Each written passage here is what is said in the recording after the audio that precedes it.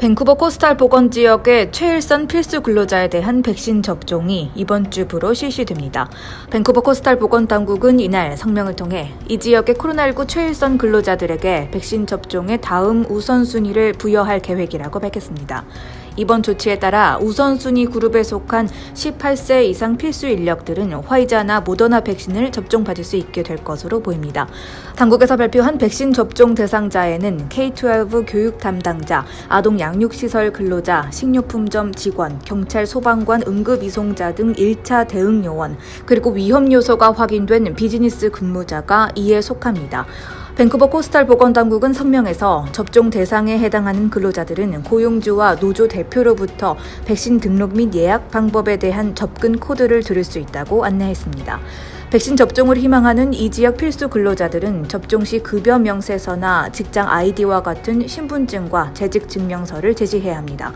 한편 밴쿠버 코스탈 보건지역에 속하는 지역들로는 밴쿠버 6개 지역을 포함해 리치몬드, 노스 밴쿠버, 웨스트 밴쿠버, 보웬 아일랜드, 선샤인 코스트, 하우 사운드 등이 있습니다. 프레저 보건당국도 6일 성명을 통해 이 지역 모든 18세 이상의 식료품점 직원들은 노조 여부와 상관없이 코로나19 백신을 제공받을 수 있게 됐다고 발표했는데 이들 역시 화이자 백신이나 모더나 백신을 받게 될 것으로 예상되며 프레이저 보건지역에 속하는 지역들로는 트라이시티인 코키틀람과 포트 코키틀람, 포트 무디를 포함해 버나비와 뉴웨스트민스터, 메이플리치, 핀메도우, 랭리서리, 델타, 화이트락, 아보츠포드, 그리고 미션 등이 있습니다.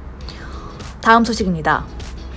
BC는 코로나19 확산 방지를 위해 비필수 여행이 금지되고 있는 가운데 RCMP가 여행 금지령 단속 시행 장소를 공개했습니다. RCMP는 5일 성명을 통해 6일부터 BC 내 특정 도로에서 비필수 여행 금지 검문을 본격적으로 시행할 예정이라고 밝혔습니다. BC 주정부는 지난달 23일을 시작으로 빅토리아데이 연휴가 끝나는 5월 25일까지 본인 거주지 외 보건지역 방문을 법적으로 금지한다고 발표했습니다.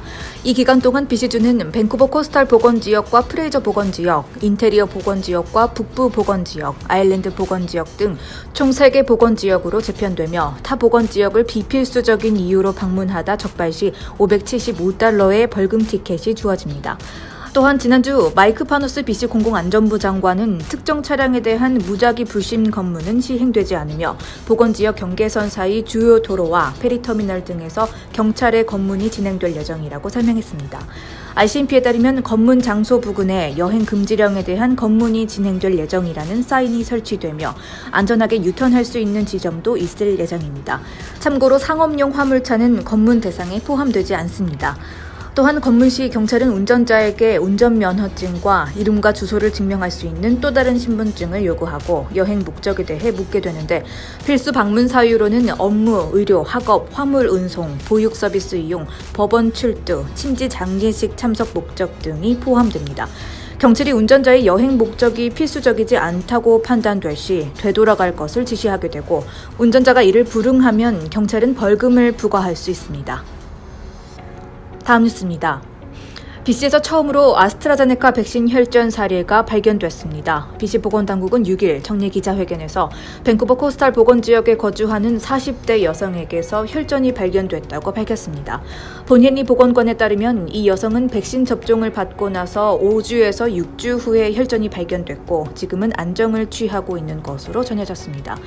그러나 헨리 보건관은 아스트라제네카 백신 접종자 중에서 혈전이 발견되는 사례는 아주 드물다며 해당 백신은 영국과 휘슬러 등에서도 효과와 안정성이 입증됐으니 안심하길 바란다고 말했습니다. 또한 지난 하루 사이에 BC에서는 694명의 코로나19 신규 확진자와 1명의 사망자가 추가된 것으로 밝혀졌습니다. 전날 BC주 신규 확진자 수는 574명을 기록하며 3월 말 이후 가장 적은 수가 추가됐지만 1일 신규 확진자 수는 하루 만에 다시 600명대로 늘어났습니다. 보건지역별 신규 확진자 수는 프레이저 보건지역에서 445명이 추가됐고 밴쿠버 코스탈 보건지역에서 153명, 그리고 인테리어 보건지역에서 52명, 북부 보건지역에서 27명, 아일랜드 보건지역에서 17명이 코로나19 양성 판정을 받았습니다. BC주 실확진자 수는 6주 만에 가장 적은 수인 6,802명으로 집계되고 있으며 전날에 비해 24명이 줄어든 457명이 병원에서 입원 중이고 이 중 154명은 중환자실에서 치료를 받고 있습니다. 현재 BC에서는 49세 이상의 주민이 백신 접종 예약을 할 수 있는 가운데 보건당국에 따르면 목요일 안에 BC주 백신 접종자 수가 200만 명을 넘어설 것으로 예상됩니다. 다음 소식입니다.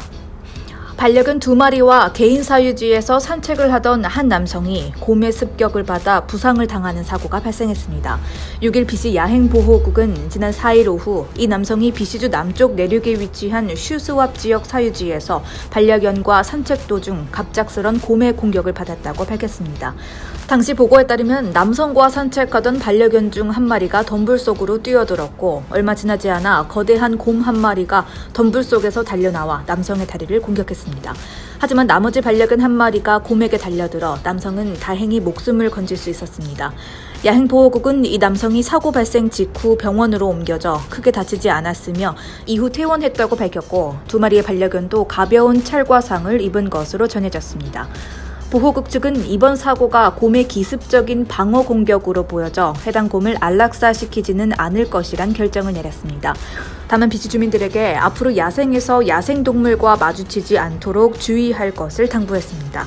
보호국에 따르면 야외에서 산책하는 동안 지속적으로 소음을 내는 행위는 갑작스러운 곰의 공격을 막는 데 도움이 될 수 있습니다. 또 애완동물을 키우는 주인들은 애완동물들이 잠재적으로 공격을 일으킬 수 있다는 사실을 미리 유념하는 것이 좋습니다.